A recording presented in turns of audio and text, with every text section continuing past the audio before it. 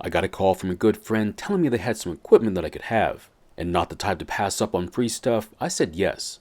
Unfortunately, they live about 135 miles from me, so this would be a bit of a long drive for free equipment, but I felt that it was worth it. And this string trimmer is one of those free items, and as you can tell, it's going to need a lot of work. In today's video, we're going to be looking at this older Homelite string trimmer. And the problem is that I'm not sure what kind of condition it's in, but I doubt it's going to start. Most two-stroke machines cannot be left unused for a long period of time, and this one looks like it hasn't been used for quite a while. It doesn't appear to be damaged or missing items, but there are a few details about it that could use some attention. The most obvious problems are related to the fuel system, such as the fuel lines and purge ball, but I'm quite certain the carb will need help too. And after looking inside the fuel tank, it looks like the fuel filter will need to be inspected as well. But before we continue with the repairs, we need to hear it start and run, otherwise this repair just got a lot more difficult.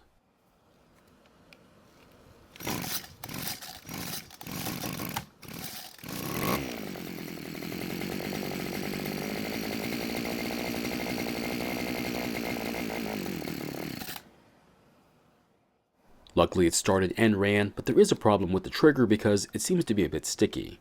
It looks like someone's worked on this machine before and may have made a couple mistakes while working on it. But before we work on this machine, we need to give it a quick spray and rinse. Otherwise, some of this dirt and grime from years of service could get inside the carb or the engine.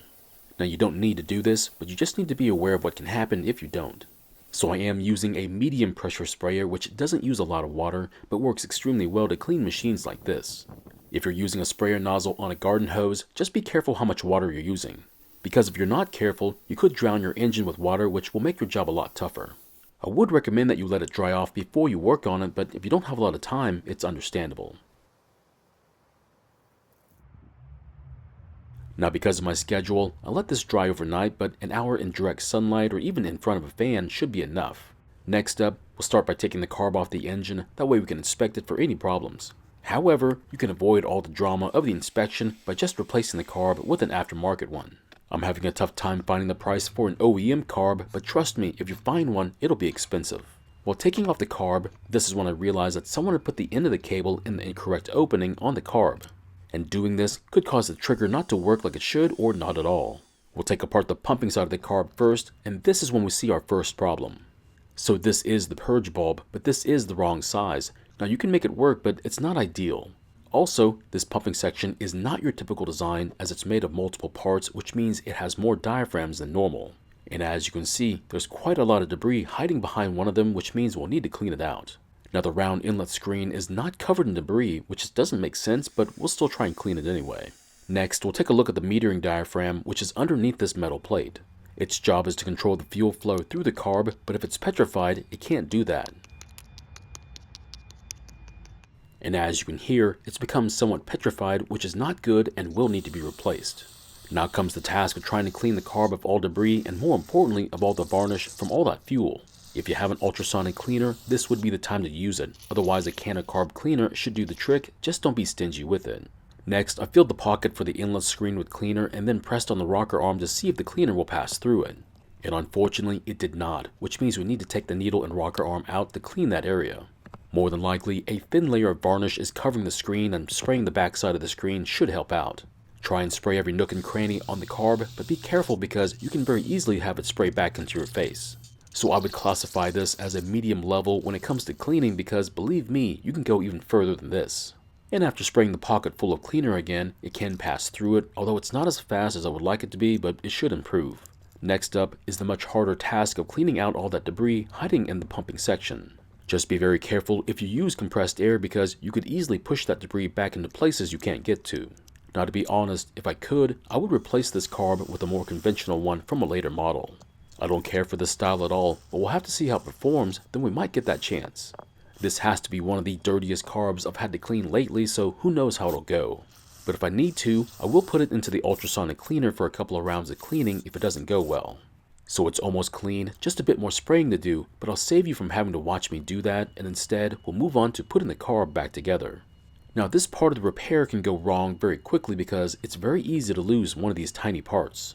So if you don't have the patience for this kind of work, then by all means, just go for a new carb instead.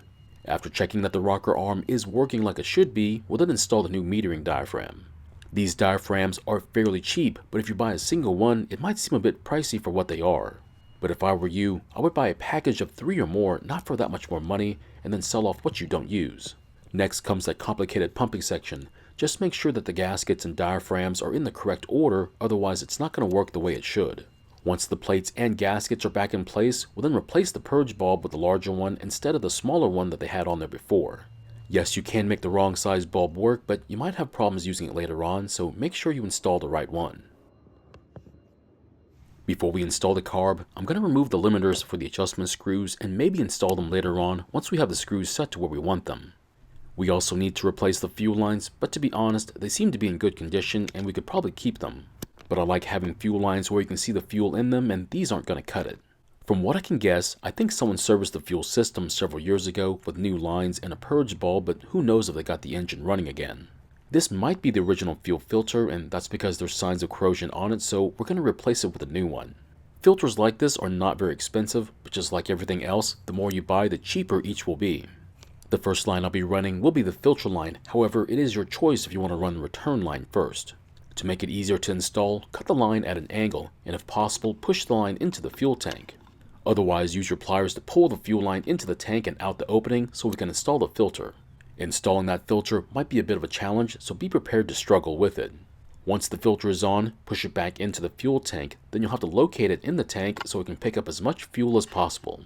I'll leave it up to you as to where in the tank it should be because on this one, there's really no good spot.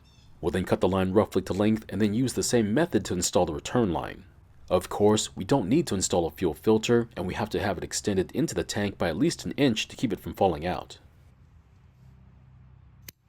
So on this type of carb, it has multiple locations to attach the throttle cable, and on this one, it needs to be in the middle location. Before this, someone had attached it one opening higher, making it tough to use the throttle without it sticking. But with it in the correct location, it now works with ease and no sticking. So when connecting the fuel lines, the return line will connect to the port closer to the bulb.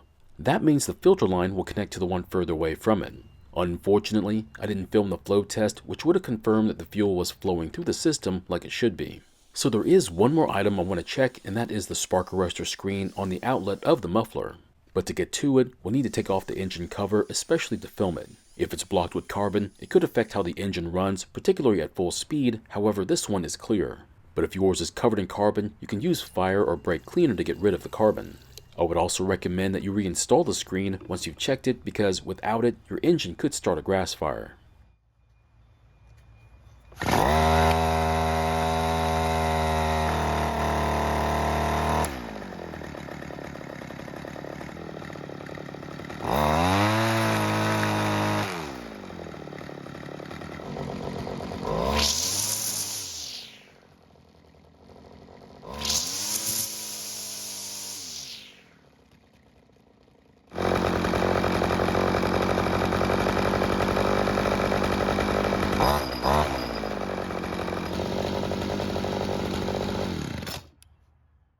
And luckily for us, it started and ran, and it even sounds pretty healthy, which is a huge plus.